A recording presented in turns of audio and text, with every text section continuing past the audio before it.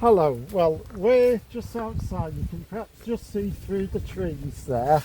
That's the Sellar House Hotel, and part of it incorporates the remains of a 14th century peel tower.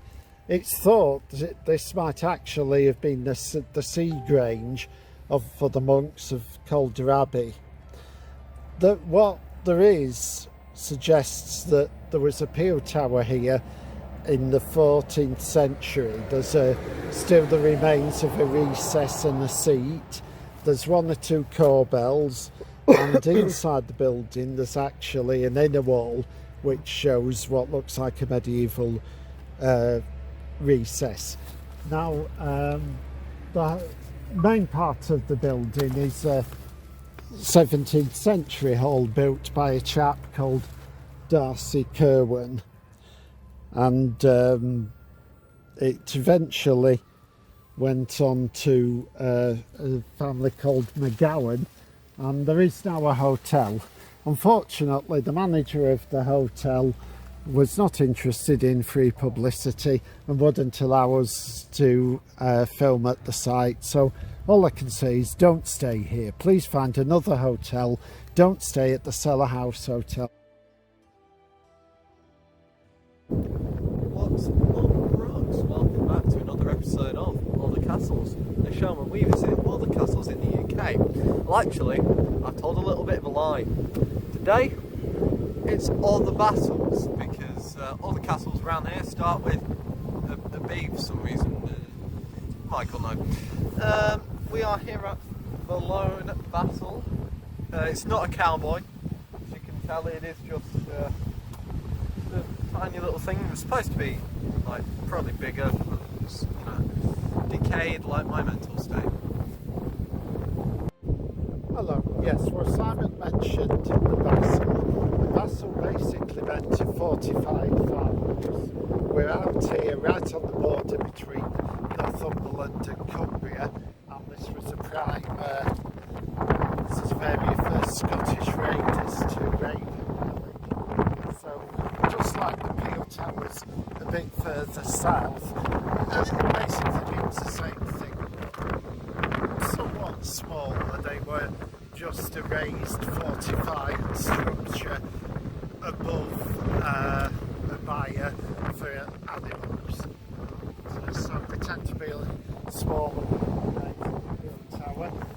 This was once 2 stories high, and it's now obviously reduced to 1 story. And this side you can sort of see there's still a doorway, and the lintel is falling down in front of it. And yeah, this is all that's left of it really. About the ownership, and it's on the southwest wall apparently you can still see some little hand tunnels for a drawbar.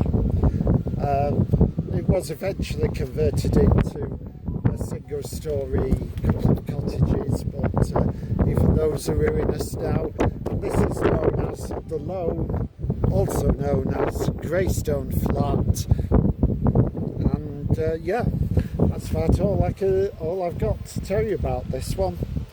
So we will be tacking this probably onto another video, so let's get on to the next castle. Yes. Right, well, we're on to yet another Bassel during this video. This one, I forgot the name of it. Blackpool Gate. Oh yes, Blackpool Gate. I don't know why it's called that because, well, we are probably about 100 miles away from Blackpool, approximately. Don't take that as fact. But there is, I think, a little river or stream that runs here called the Black Line, so it might have something to do with that. This one's really out in the sticks. I think we've just spent the last 45 minutes trying to find this one, and have we been rewarded? No, not really, but I'll just start filming Mike and he can tell you a little bit more about it.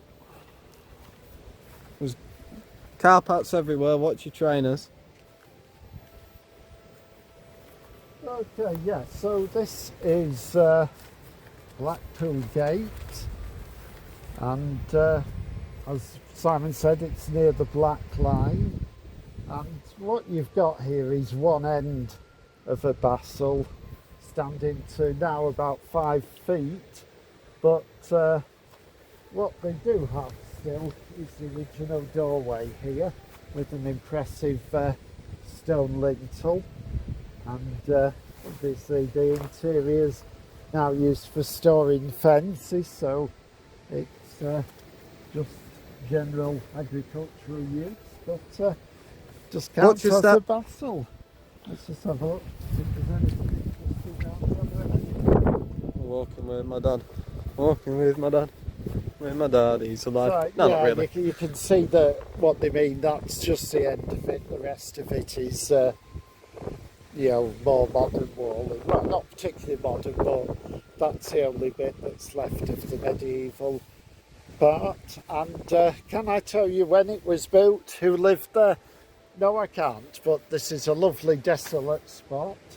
One of the northernmost castles in Cumbria. Only the one you've just seen, which was, what was it called again? The Lone Bassel? The Lone, yes, the Lone. I forgot to mention that is the most northerly castle in Cumbria. This might be number 2. But would that not make it the most northerly castle in England? No, because Northumberland stretches much further north. Ah. The border with Scotland isn't a straight line, you see. I see. Right, well, on to the next one. Probably the last one. On to our last castle now, and you know what they say, third time's the charm. This one is the nicest that we're going to be covering today. This one is Bewcastle, and it's in Bewcastle. Yeah. Funnily enough. Quite a lot left of it actually compared to what we've covered today. So let's come up and take one. Yeah. Well, from my MCSG. Right, as you can tell, we're going into the inner courtyard here.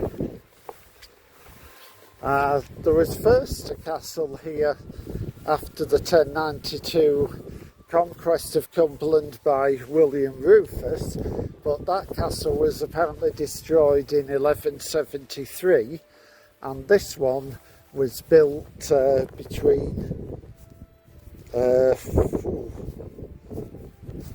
I haven't written it down, sometime in the 1300s by John de Strivelin, who was one of Edward III's generals. Actually, it might tell us here. Yeah. Oh, and it was also built on the site of a Roman fort. So we're not too far from Hadrian's Wall here, so that was a bit of an outpost from that. And yeah, exactly when it was built is a mystery, though it's mentioned in 1378 when John de Strivelin died. And his coat of arms that they think might once have been above the gatehouse is now part of the fabric of Domain Farmhouse, which adjoins the site and allows access to it very kindly. The castle was taken by the Scots in 1401 from the then owner Christiana de Middleton and her son John, and was soon recaptured, but after that the castle was not kept in particularly good repair, and by 1601 it was part ruinous. It was briefly garrisoned during the English Civil War, but then when it was allowed to fall back into its ruinous condition. As you can see, this wall has gone. That wall is almost gone, but you've got two decent sections of wall here. Shall we get under that shelter bit? Yeah, okay, yeah, it is raining, so we'll head off towards the gatehouse.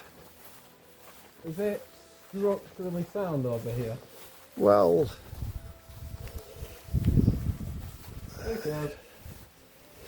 yeah. So this is the most substantial part of the castle that's still standing. Looks like you've got a staircase. Yes, there's a staircase here, but you're not allowed to climb it, probably because it leads out into thin air. But yeah, this is, you've still got a nice impressive archway here, some dressed stone. This would have formed nice arch in the past. Oh yeah, okay. Whoopsie daisies. Yes, I'm a bit Right there. It does get a bit silly sometimes. Hang on a minute. There we go. There it is. See, we're not just teasing you. So, how many stories do you think are here? That I would say there's at least 3, possibly 4. I would say probably about 4. There's probably a little bit of a roof section you can stand on. And I should mention as well that in 1966 it was built by a London property company, and there were plans to send bits of it to America, but thankfully nothing came of that. And yeah, I like the looks like this is just a crack was here and it's just fallen straight through. Hopefully the structure's not going to topple on top of us and we'll be here for many centuries to come. Let's see if we can see anything around the house. Let's stop for a minute. Okay, you can see that at one point first something was in, so you obviously have the staircase to a certain extent.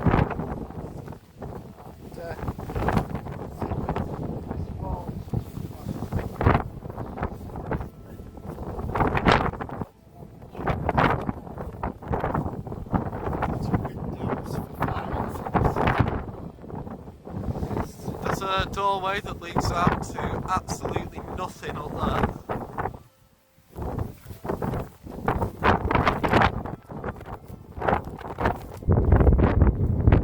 Sorry if the cinematography's a little bit, but I'm trying to keep it out of the rain as much as possible.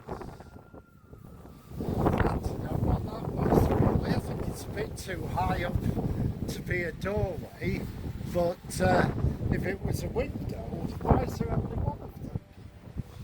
Just one at this corner. That is strange. Maybe Had a it's, comment if you think you know what.